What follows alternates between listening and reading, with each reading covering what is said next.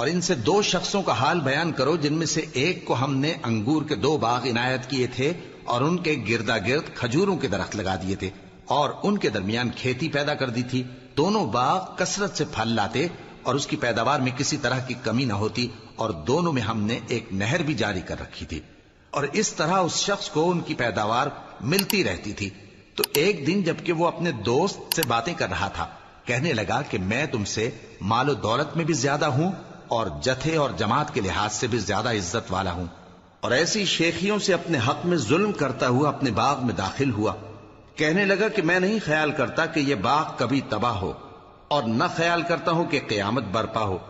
اور اگر میں اپنے پروردگار کی طرف لوٹایا بھی جاؤں تو وہاں ضرور اس سے اچھی جگہ پاؤں گا. تو اس کا دوست جو اس سے گفتگو کر رہا تھا کہنے لگا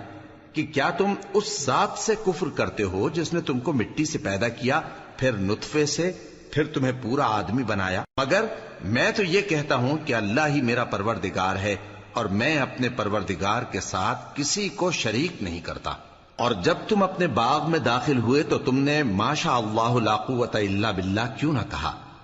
اگر تم مجھے مال و اولاد میں اپنے سے کمتر دیکھتے ہو تو عجب نہیں کہ میرا پروردگار مجھے تمہارے باغ سے بہتر عطا فرمائے، اور تمہارے اس باغ پر آسمان سے آفت بھیج دے تو وہ صاف میدان ہو جائے،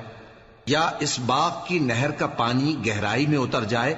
تو پھر تم اسے تلاش نہ کر سکو، اور اس کے میووں کو عذاب نے آ گھیرا اور وہ اپنی چھتریوں پر گر کر رہ گیا، تو جو مال اس نے اس پر خرچ کیا تھا اس پر حسرت سے ہاتھ ملنے لگا اور کہنے لگا کہ کاش میں اپنے پروردگار کے ساتھ کسی کو شریک نہ بناتا. اس وقت اللہ کے سوا کوئی جماعت اس کی مددگار نہ ہوئی اور نہ وہ بدلہ لے سکا.